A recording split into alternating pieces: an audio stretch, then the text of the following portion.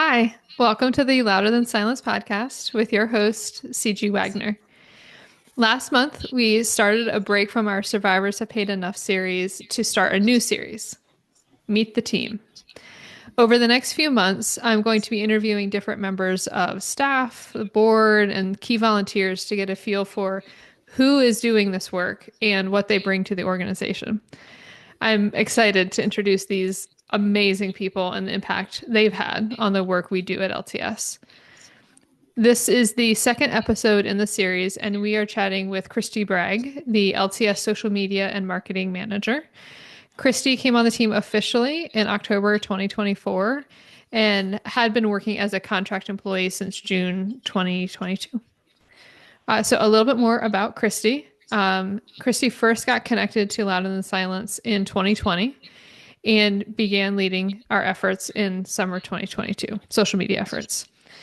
In that time, she has been connected to LTS. She returned to school, earned a licensed master social worker degree, and became EMDR certified.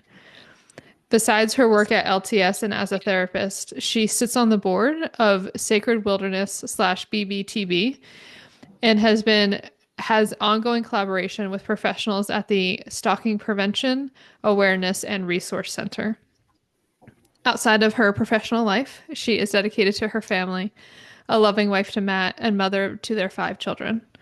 She loves hiking and a good fire pit, finding peace and relaxation in the great outdoors with a book to read, or sitting on the sidelines cheering on her kiddos in all their sports. Hey, Christi. Thanks for coming on. Hello. Yeah, that feels weird to hear all those things. Yes. It's never not weird for somebody to intro you. Like it's Yeah. always a little bit Okay, weird. that makes me feel Yes. better. I Yes. was like, oh, Like, do I do that? Okay, I guess yeah, so. interesting. So start with, can you just tell us a little bit more about yourself? Is there anything in particular people listening should know? Well, I'm Christy, so that's what you should know. No, Yes. I'm Let's start Christy. there. Okay. Yeah, Yeah. I'm Christy. I wear a couple different hats. So, like CG had mentioned, professionally, I work for LTS. And then I'm also a licensed therapist. I'm trained in EMDR, and so I'm a trauma therapist. I serve on a board.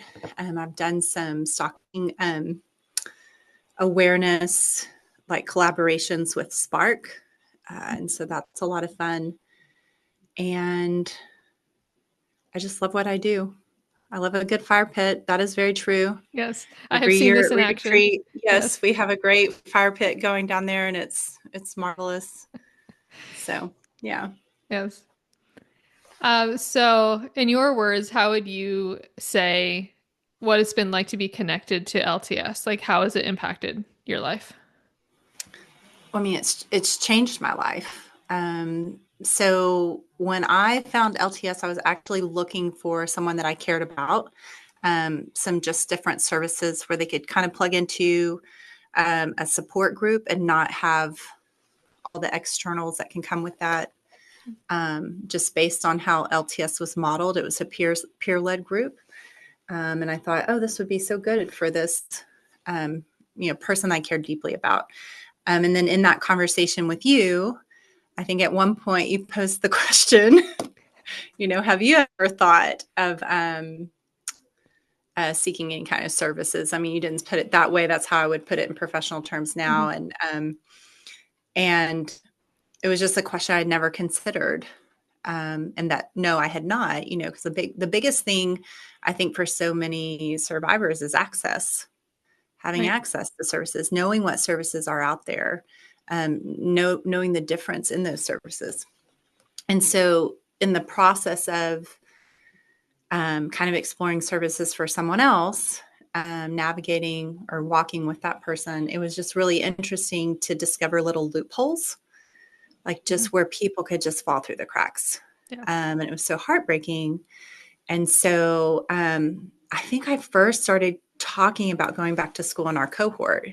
Hmm. And I had just such a great cohort. I'm still friends with the women in my cohort and still talk. And I just kind of broached the subject. It was something that just in I came out of a high control religious environment. So it was an environment where that would not have been something that would have crossed my mind. Like my mind in previously, it would have been just to stay at home and take care of kids.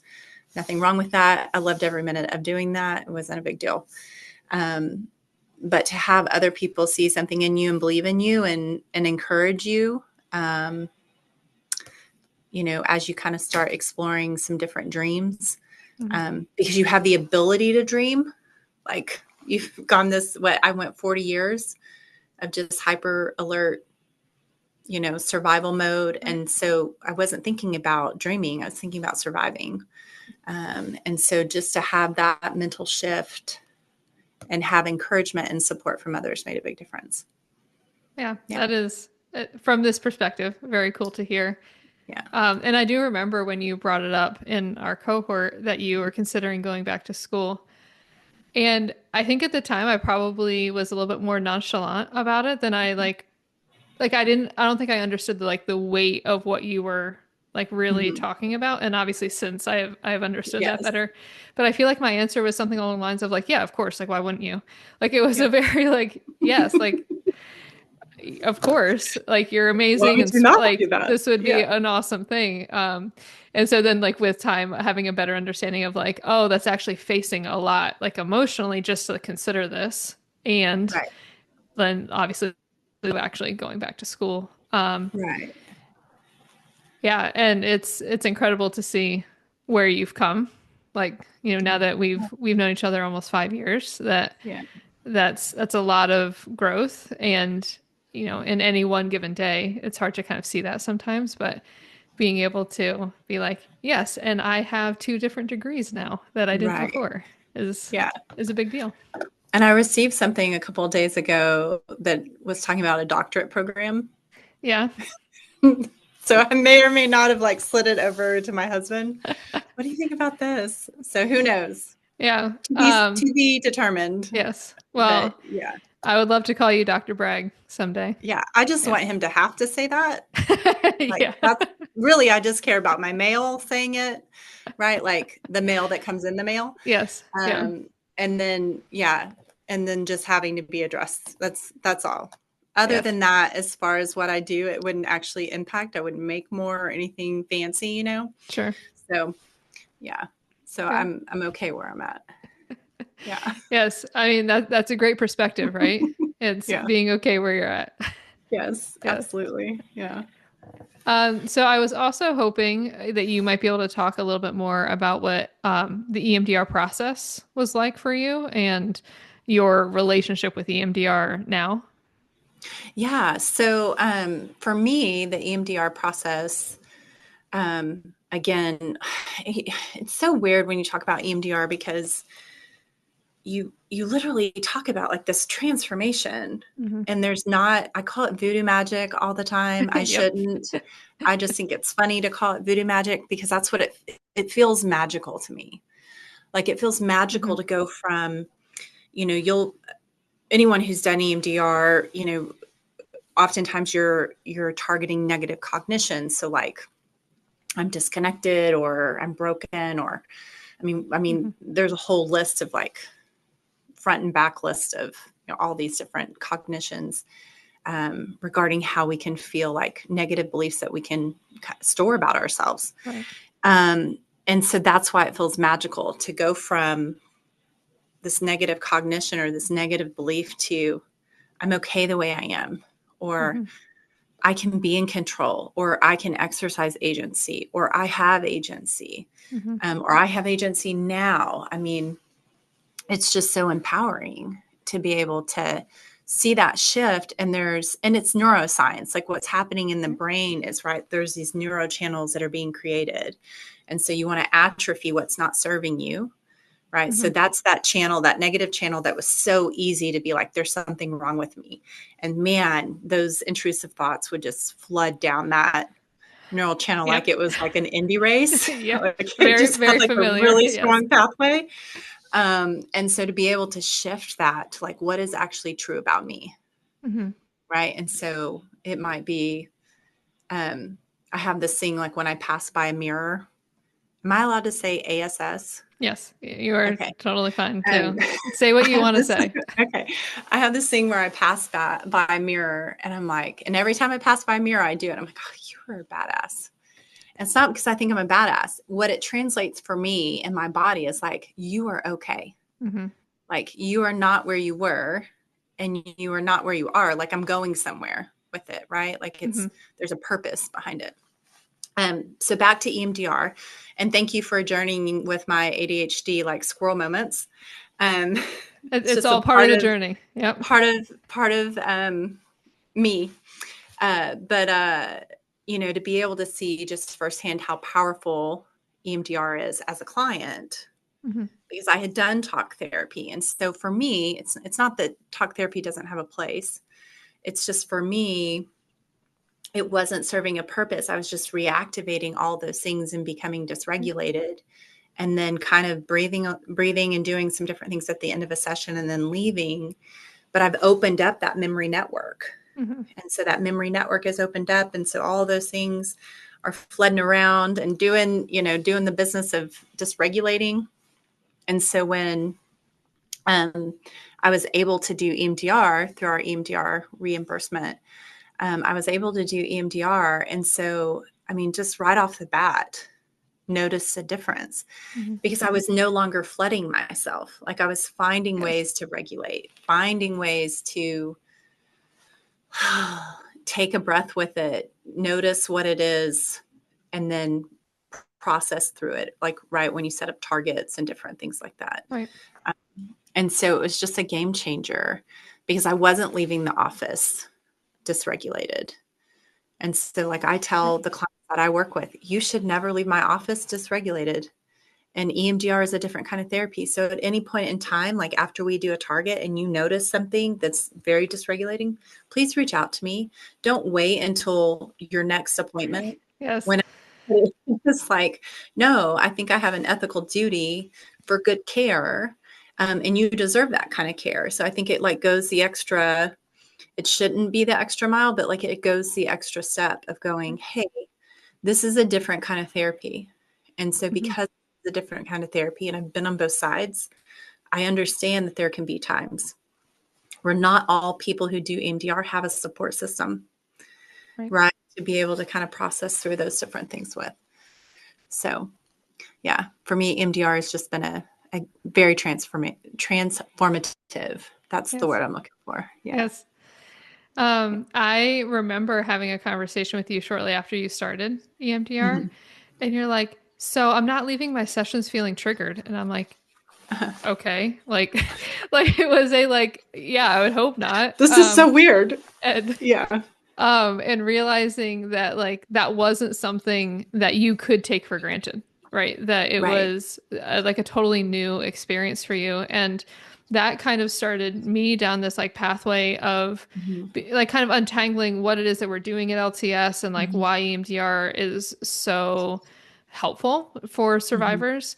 And I've started using the language of trauma specific. Like Yeah. EMDR is designed to treat traumatic Trauma. experiences, Yeah. right? And to help a Yeah. person like process through them and get to the other side.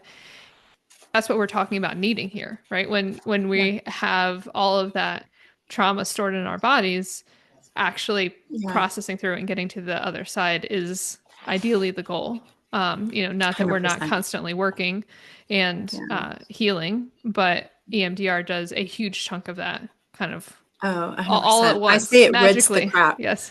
Yeah, Yeah. with the voodoo magic. Yes, with I the say voodoo like magic. Yeah. what it does is it like the physiological components of it, right? And if you bring in somatic therapy in that too, but Right. the physiological components of that when you're processing a target, it's basically like I say it's just rendering out the crap, the stuff that Yeah. doesn't need to belong. Right. And then as it renders that out, then you're able to focus on like maybe what the underlying issue, like another thing. If you think in IFS terms, IFS is parts therapy. So think Inside Out, the movie, right? Right. Like I've got Yeah. an anxious part, I've got a depressed part, whatever. So it allows something else to show up. Right. So if we think about how healing occurs, when that other thing that's been exiled because you can't feel the feeling, right? Because you're having to numb or whatever, Mm-hmm. when that feeling's able to show up or that part's able to show up, it makes a big difference, because then you've already rendered out this crap, and so now you're addressing Yes. this Yes. next piece of, of Yes. delicacy. Yeah. Which is, that's why, I think we say all the time, like, healing is not just linear. I mean, Yeah. it's interesting what things will come up Yes. in the healing I process. I've had that experience. So when I did EMDR, I Mhm. also my therapist used IFS, which is internal family Yeah. systems, as Yeah. like kind of the code treatment. And I remember having this of like, wait, how long has that part been just like lurking in the corner? Like she's just been hanging out this whole time without me Uh-huh. even realizing it. Like, Yeah. okay. So, like you said, being able to like get rid of the things that are blocking us so that we can like be Absolutely. reintegrated, be reconnected, is a huge, huge part of this. That Absolutely. our brains and bodies know how to heal themselves, Yeah. and we need to get rid of the things that get in the way of the healing so that Yeah. they can do that. Yeah.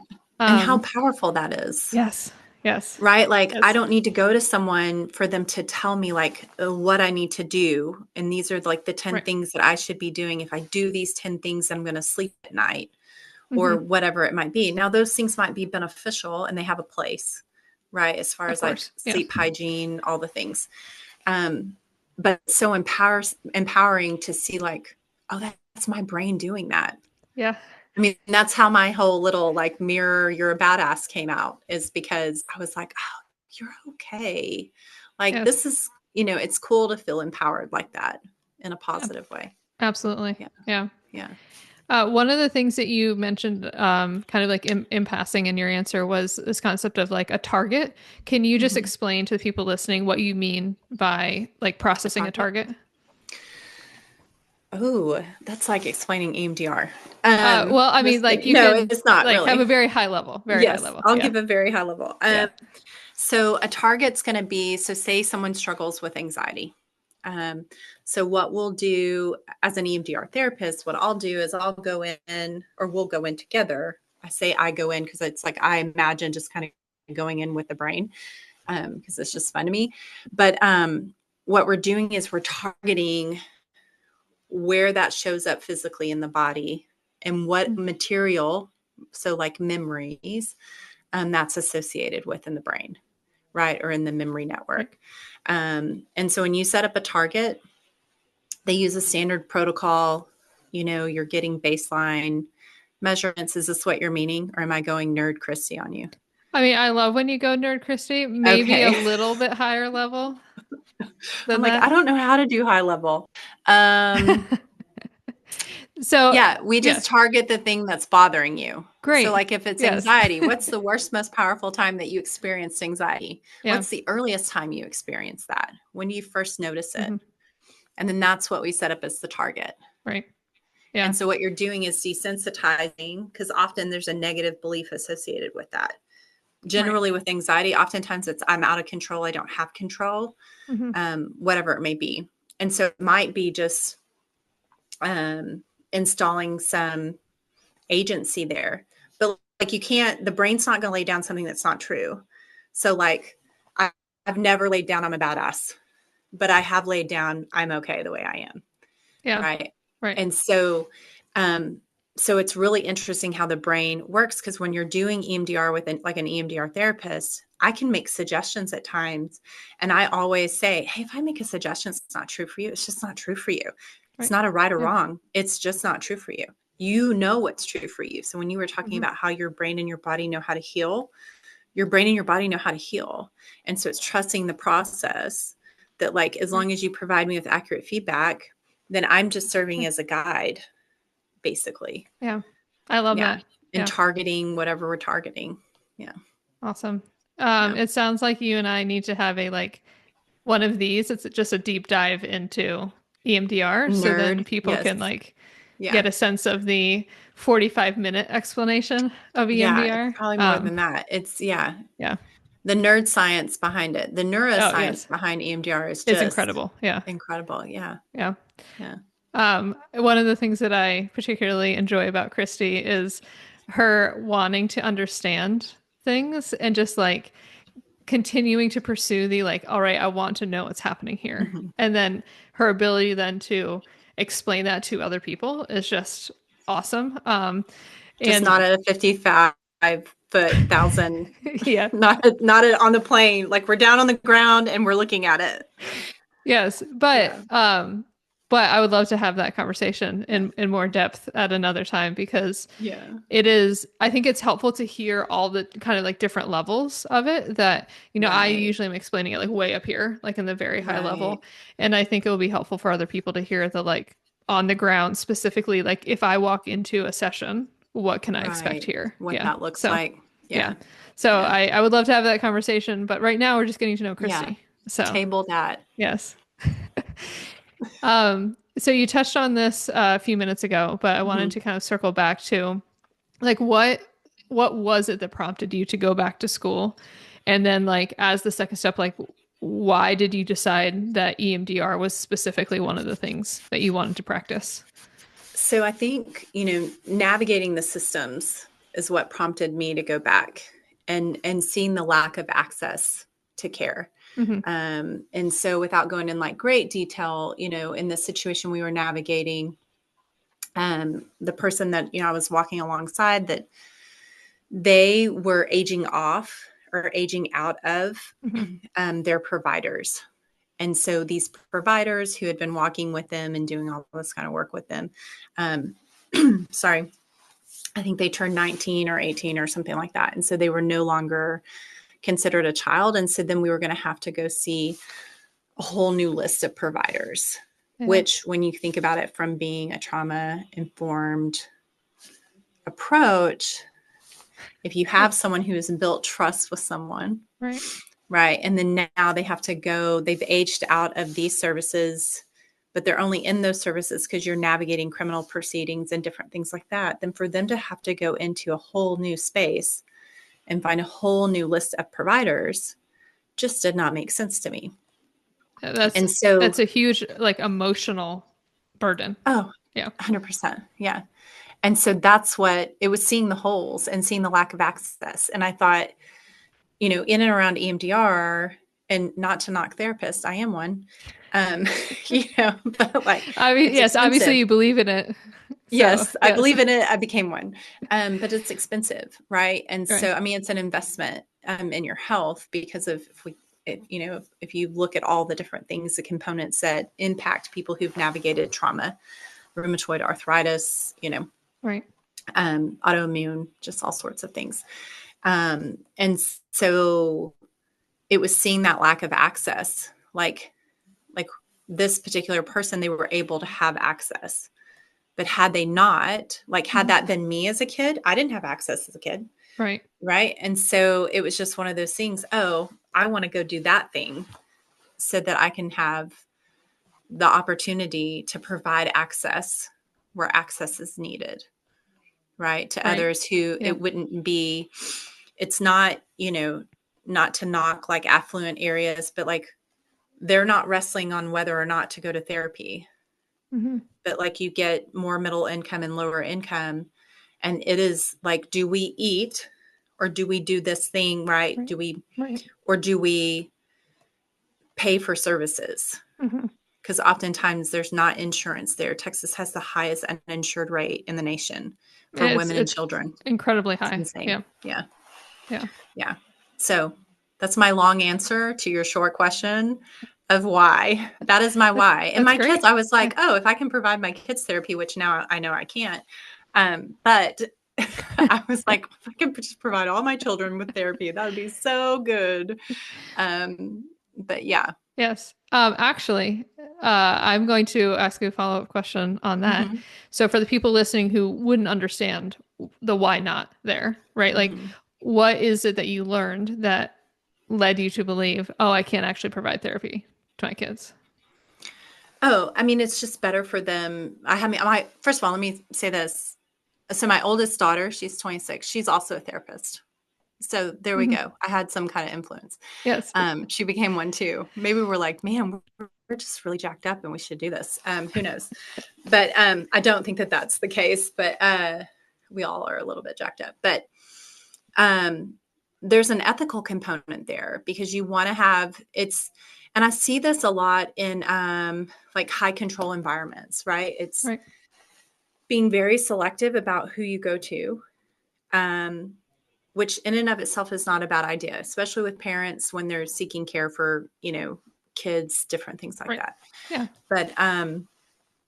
But the ethical dilemma would be, does that child feel okay enough to actually deal with or process through what they've experienced with this person that they know, Yeah. and not try to like tiptoe and not Mm-hmm. hurt their feelings, right? And so Right. so in a longer nutshell, like that's why Mm-hmm. I wouldn't I've done little things like with my youngest where I'm like, hey, you want to do a little bit EMDR on that, buddy? And it's fun. Like, he doesn't think anything of it. I mean, so you can do first aid. I always say, like, you can always do first aid. But Sure. like, there is a reason why you're not going to your best friend for therapy. Right. There Right. is a reason for that. Yeah. And Yeah. and I think that there's an interesting mix where, like, of course, a person needs to trust the therapist, right? Like, that's Mhm. obviously needed Yeah, in the therapeutic absolutely. Yeah. relationship. And if the relationship is already too close, like you already Mhm. have an additional relationship beyond the Yeah. therapeutic one, then there's Yeah. always going to be the questions that come up of like, oh, can I say that? Like, Mhm. is that okay to bring into this space? And Yeah. so making sure that we're finding therapists when we're doing this work that are Yeah. truly a safe space. I can say whatever I need to say and no, it's not going to get back to X person, or Right. like you are not going to be offended if I bring up Right. this thing. Yeah. Yeah. Yeah. Absolutely. Yeah. Cool. Yeah. So do you have any advice or thoughts for people who might be considering going back to school in adulthood? Um, yeah, make sure you have a strong support system. I think that that's Yep. a big thing, and know what your purpose is in going back. For me, I think at the time when I first went back, so I've got 5 kids. They're not all little. Like, my oldest is 26, my youngest is 9, but you rewind at least 5 years ago, or we Mhm. 2025, yeah. And they were younger, and I think the oldest one had gone off to college, but all the other ones were still in the house. And so just kind of having that conversation, if you got kids, have that conversation with your kids. Hey, here are my reasons for doing this, and here's how it's going to impact you in a positive way. But Yeah. right when mom's writing a paper, here's how it's going to impact you in a negative way. Because Yes. mom's going to wait until the last minute because ADD is just going to reign, and then she's going to go churn out, a 20-page paper or whatever. Um, and so there's positives and negatives to it, but for sure. But just being able to have that support. I would say if you're older, like, notice what's doable for you. Hmm. And what was so interesting for me was, or what was so insightful for me is, I think at the time I was working with a counselor, um, and she was 60 when she went back. Oh, Yeah. wow. Yeah. To become an LPC. So she was in her 60s, and I just kind of sat there and I thought, well, geez, if she was in her 60s and did that, like, I can do this in my 40s, you know? That's So true. whatever you need to Yes. do to motivate, like, what you're wanting to do, Hmm. um, that plays a key role. And know what your purpose is and what you're passionate about. I mean, I picked a degree around what I was already passionate about. I Right. was Yeah. passionate about helping survivors. So I wanted to find something in and around that degree, or in and around what my passion was, where I felt called to be, you know, Yeah. and found it.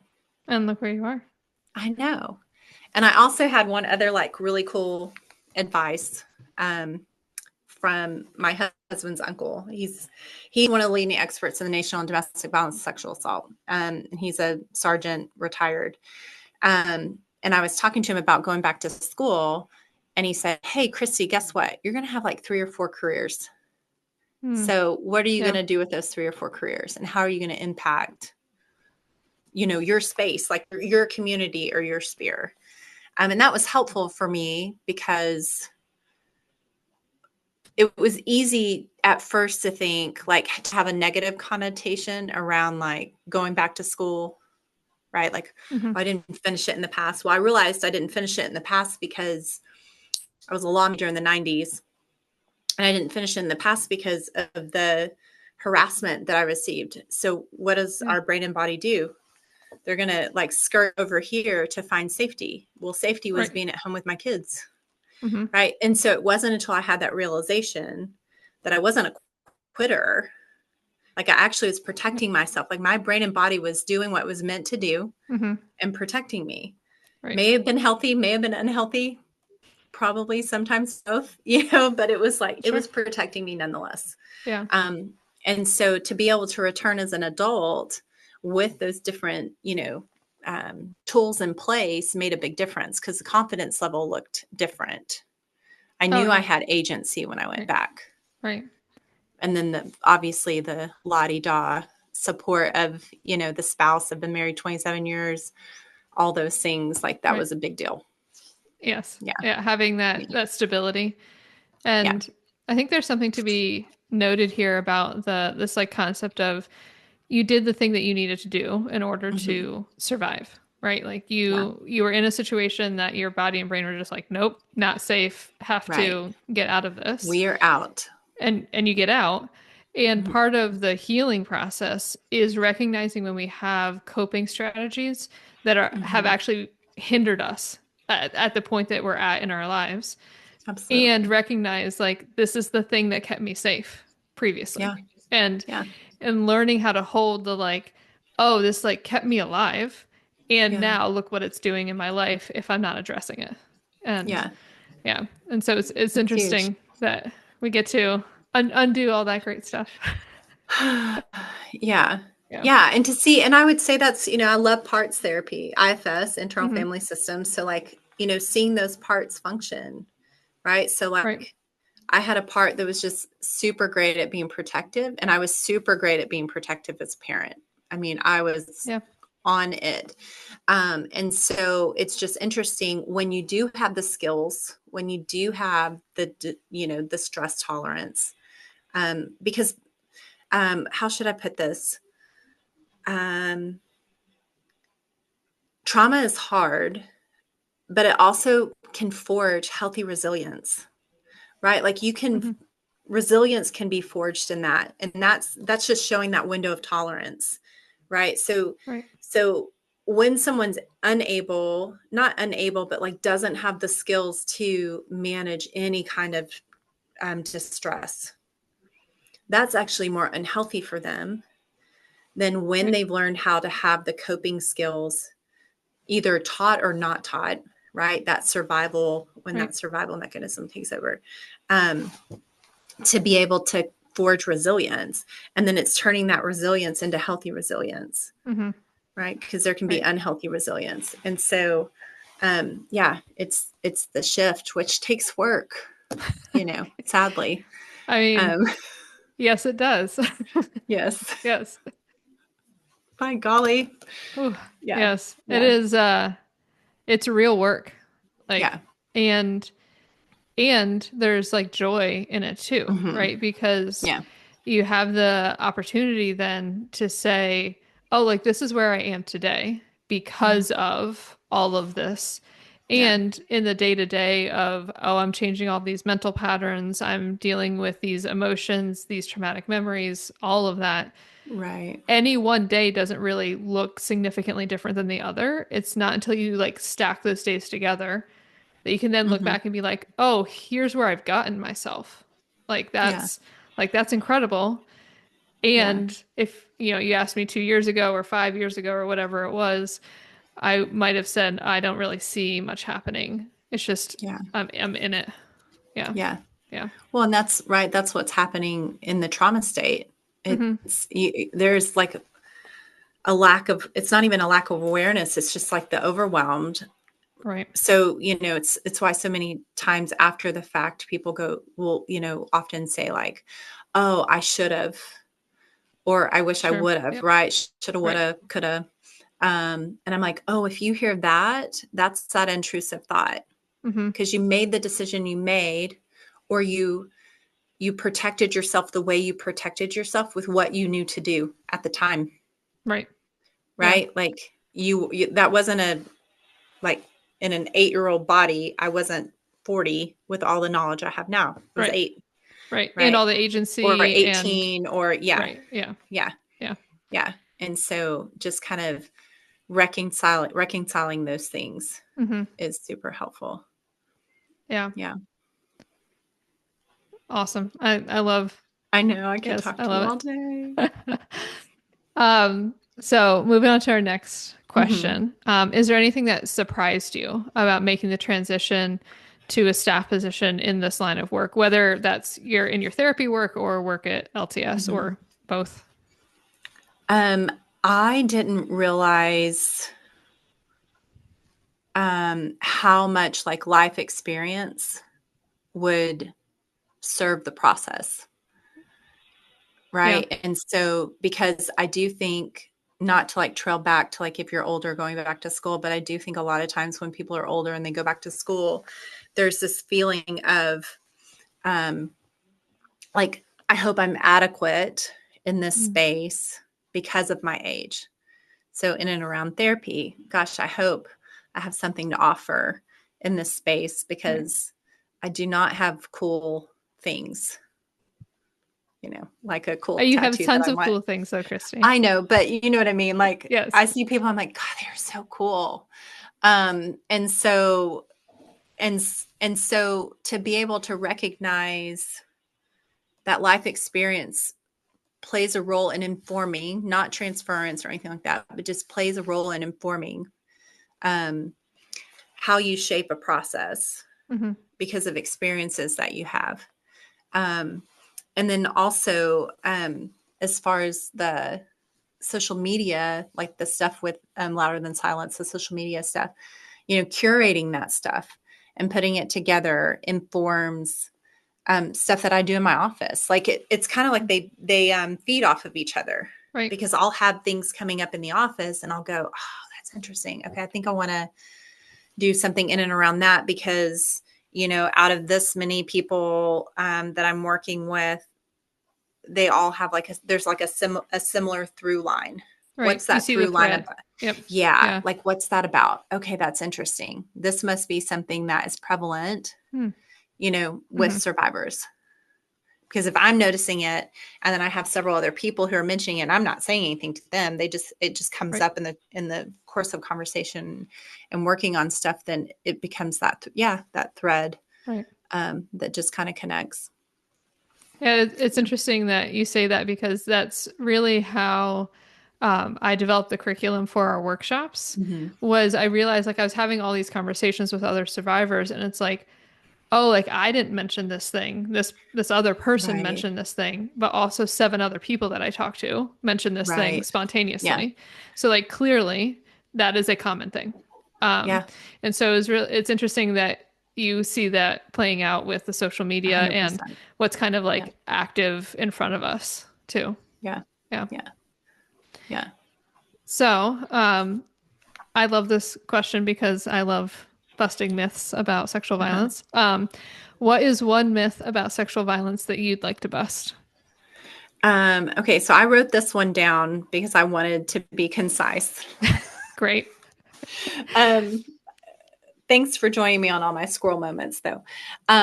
So one of the biggest things is just that healing is linear, and it's not, Mm, yeah. right? Like people think, oh, this thing happened, and so you're gonna go get fixed, Hmm. whether it's in therapy or in and around reporting. If you report, well, then that's going to make you bold and powerful and whatever. Right. Like there's all these different, I mean, really, honestly, you've met one survivor, Right. because every Yeah. person holds it differently. And so there's not a linear path with a clear endpoint. That's the part Mhm. that I wrote down because I Yes. was like, I want to remember that when Yes. I'm I'm chatting glad with you you. did. Yes. Yeah. The I often use with this idea is it's not like flipping a switch. It's not Right. like I am needing the like one, we've gone from off Mhm. to on. It's like turning up the dimmer. It's Yeah. like we are like slowly bringing more light into our lives, 100%. Yeah. um and I don't think we know where the top of the dimmer is, right? Like it Yeah. just like keeps gradually increasing. Right. But yeah, that was a big struggle for me, if I'm That's being very honest, good. about like when Yeah. I started really like digging into my healing, is I expected that there would be this like one moment where I could Mhm. like finally say it's behind me. Like Yeah. I'm fixed, I'm healed, it's no longer affecting me, however you want to say that. Like Right. I was like so there. Yeah. And part of what I had to work through was this concept of the breadth of impact and like how Mhm. many different parts of my life were impacted. And so Yeah. no, like of course it can't be a like I flip the switch and like, it's puppy dog kisses Yeah. and unicorns Mhm. and butterflies every day. Yeah. That's just Yeah. not how it goes. Yeah. Yeah. Well, and one of the things too that I've noticed is like in different life stages. So, Mm. Yeah. you hit these new dimensions of your life. And so then it may not hit you like it did that one time or those other times because you've addressed Sure. Yeah. those. And the way I kind of like to like frame it cognitively for myself is, when this part is addressed, then it allows these other smaller pieces that have been kind of shoved aside to be able to feel Right. safe enough to show up. Mm-hmm. And so as I've had gone through different life stages, right? Because I'm in my late 40s. And so, as I age, like noticing different phases of my parenting and how that influenced and Mm. shaped me, Yeah. in my marriage and just in my human being part, right? Like just being a normal human, like that's Right. functioning in the world. And so what it does is like, as it goes through those different life stages, it brings those different, that different integration Right. into my system, right? Like it allows it to process differently. One of the things that I had wrote down was this doesn't mean the survivor isn't healing. It means they're continuing to grow and incorporate their experiences into their evolving identity. Mm. I Right. love So that. like I love it. it's not, Yeah. yeah, it's not this like I did this thing. And so like I'm never going to be anxious before or again, right? Mm-hmm. Because like I've targeted my anxiety with EMDR. I'm always telling people that I work with, we're looking for a reduction. And man, I'm hoping for elimination, but like we're looking for a reduction Right. because it's going to show up in different ways, Mm-hmm. right? And then if Yeah. you take in, the different, like take in ADHD and how things feel so much more, right? Right. Or can feel so much more. That's how I experience ADHD. Like it can feel so much more. I can be in my little dreamy land, and just be going about my day. And then, but it like, it's easy for me to hyper focus on Right. different stuff. Yeah. Right. And so to know that it's like, I'm integrating that and processing that in a new way because I'm growing, Yes. not stagnant. Yeah. Right. Yeah. Yeah. I had like multiple conversations with my EMDR therapist when I Mhm. was still in EMDR Yeah.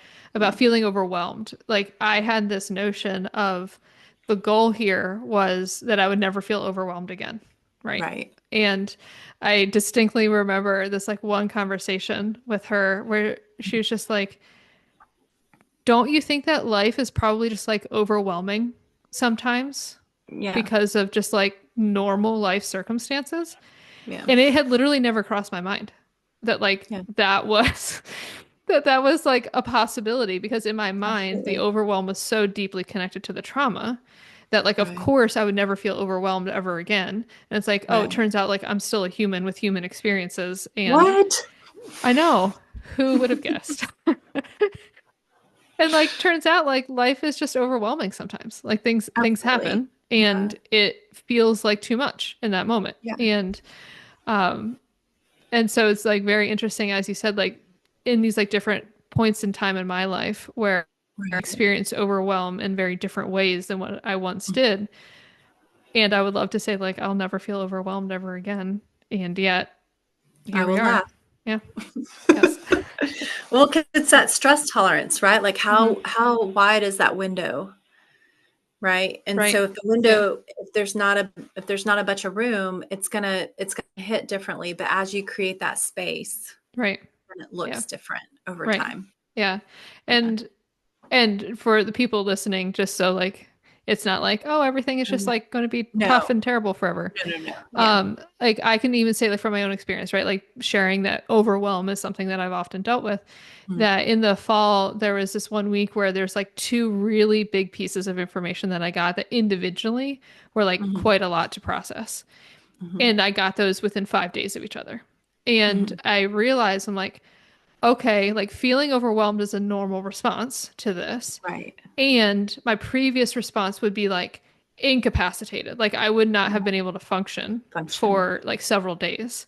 Yeah. And so to say like, okay, like this is still progress, right? Mhm. And this is what it looks like. So if when you're listening to this is like, oh, I'm just gonna be anxious and overwhelmed forever. No, that's not that's not the Yeah. takeaway. We are not Debbie Downers. No, we're not. Progress is possible Yes. and does happen, and you can address very large chunks of it with things like Yeah. EMDR, Yeah. and life is still overwhelming sometimes. Yeah. Yeah, Absolutely. Yeah. yeah. So I Absolutely. have, sorry, Mhm. what were you gonna? Oh, you go. Yeah, No, I was just saying, I'm yeah, agreeing. I'm very agreeable today. Yes. yeah, awesome. So I had one last question for you, Mhm. um, which is I've been asking all the questions. So do you have any questions for me? I have a question for you. Great. Okay. So I am curious about your perspective on how we can better bridge that gap between, clinical mental health services and community-based, peer group, the Hmm. peer-led group that we do at LTS, how we can bridge that gap Yeah. because of the importance of community in Yes. any person's um, journey, whether it's through trauma or life, right? Community Right. plays a role. It plays a huge role. I mean, Mhm. we've seen all sorts of stats on if people don't have community, their PTSD symptoms, will Mhm. stay lingering for years after even just like one traumatic incident, Right. um and beyond like a whole host of like stress levels and illness levels, all Mhm. sorts of things. I think it's like a multifaceted creature, right? What we're talking about. So of course the answer can't be like super compact, but What? Come on. I mean I can try. We are solving the world's problems today. Yes, yes. Let's go. I love that. So I think the first thought that came to mind is part of it is how are we collectively in Mhm. society ensuring that we have spaces that are safe community spaces. Like one of the trainings that I do is like how to recognize a safe community because I think so many people don't even have that baseline understanding of like what does it mean for a group of humans to Mhm. like be together and not have to worry about control, power grabs, Right. whatever. Like how do we respect each other's boundaries and all that good stuff, right? So like if you think about a lot of community spaces, there's not a lot where we have this common understanding of like it is for everybody's good. It is, Right. all of that, which Yeah. means that there's not a lot of community spaces that I think in the therapy world you would recommend like, oh, you should go to X thing because unless we know there's safe spaces, like a therapist rightly Isn't so gonna wouldn't recommend that. recommend something that is unclear if it's safe or Right. not. And how then that it gets translated is that like there's group therapy that exists, which is great and wonderful and all that good stuff. Mhm. And it's still being led by a therapist, right? Like it's Right. not a peer, like a true peer experience. Right. And there's benefits to that, right? Like you have mental health care practices incorporated. I Mhm. would never speak ill of that. But there's something about a true peer experience that Absolutely. we collectively need to be building out more spaces that are true peer collaborative communities that are committed to, like, we will do this in a healthy, structured way, so Yeah. that when we're interacting with therapists, we can say, yes, like, here are the ways that we ensure that our community Yeah. is a safe space for anybody you might be recommending to us. No, Is that a yeah. concise enough answer? I would like a full page dissertation on that. Okay. Yeah. I feel like that there's more there. No, that's actually really good. Yeah, because I see how well they complement one Hmm. another, Right. right? Well, one of the biggest things that I hear is, the talk of loneliness and how Yes. lonely people are, A lot of and isolation. lonely, Yeah. yeah, tons of Yeah. isolation, even if they have people around them, Hmm. right? But those people around them don't always understand the depth of what they're dealing with on a day-to-day basis, in Right. regards to just right getting out of that fight or flight mode. And so, yeah, that was just a question because I love what I experience with what we do at LTS. Hmm. So that was just life giving to me. Um, and so often I just like biting my tongue when I'm like, I know of an organization, but I'm like, man, I would love to see, a build out of that Hmm. where, Yes. um, you know, these collaborative groups that agree to like function in a healthy way, Right. and provide that community with one another. It's like that mutual good, Hmm. right? Right. Where people don't feel alone would be beautiful. Yes. And for people like you and I that came out of high control environments, Hmm. having a community space, just like the concept of it, Hmm. that is a not high control space, Yes. like that concept in and of itself is healing, right? Yeah, And absolutely. daunting.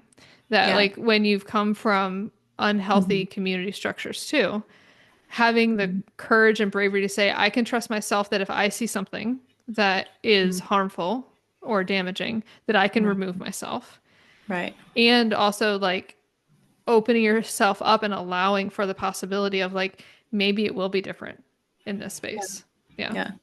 Yeah. One of the things I'm always just kind of reminding myself of is like in regards to boundaries, right? Hmm. But I think it's boundaries that can be applied across the board. And it's what am I willing to tolerate Hmm.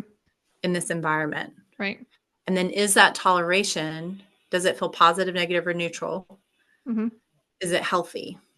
Is it Yep. healthy toleration or is it unhealthy? Right. And that has helped me decide where I want to be, right? Like what spaces when I look at or when I see different things, especially coming out of a high control environment.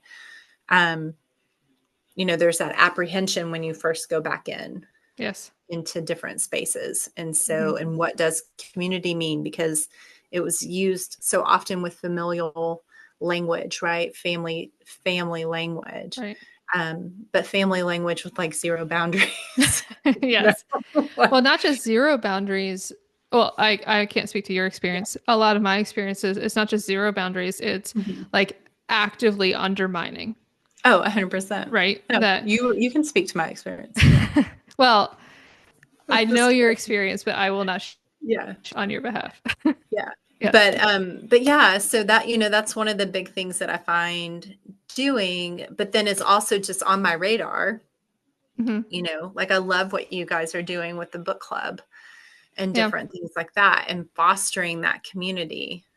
Um, and then, like what we do annually, when we meet and retreat, like Right. that is a huge thing to come together with survivors from all over, and Yeah. and not reconnect, like you keep in contact with, especially the people you're in cohort with, but like meet other people and form relationships, and you're forming relationships in a healthier way Right. than you ever have, Hmm. because you all kind of get it. Right.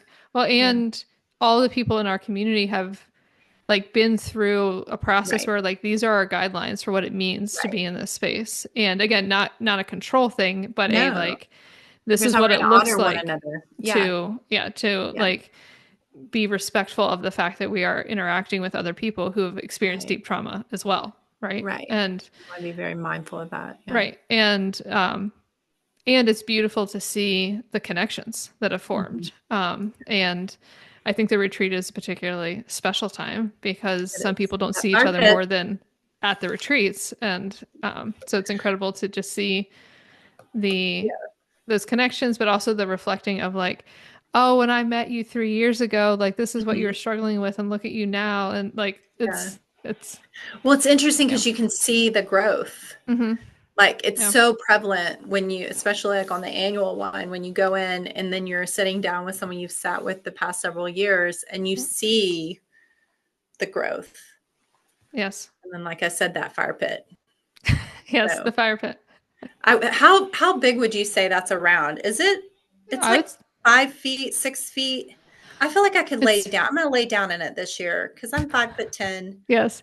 I'll I put my arms up. I'll just see. I'll yeah. see if my body can touch I would stone. guess it's a 6 foot diameter. Um, Okay.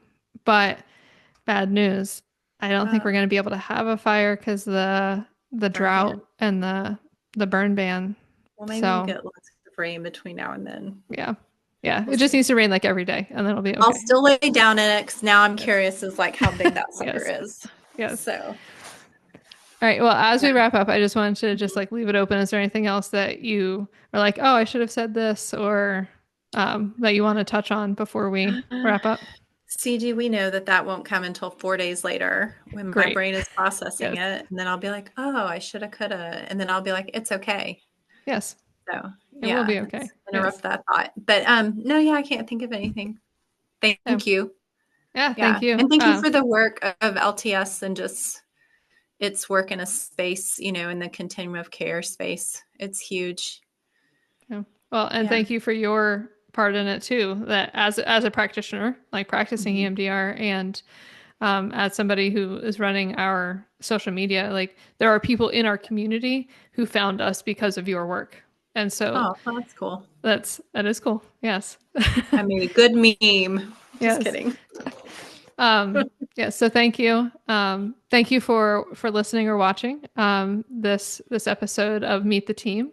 And we'll keep rolling out more interviews over the next several months. And make sure you follow us and subscribe to the podcast so you can get the most current episodes. And we will see you next month. Bye. Bye.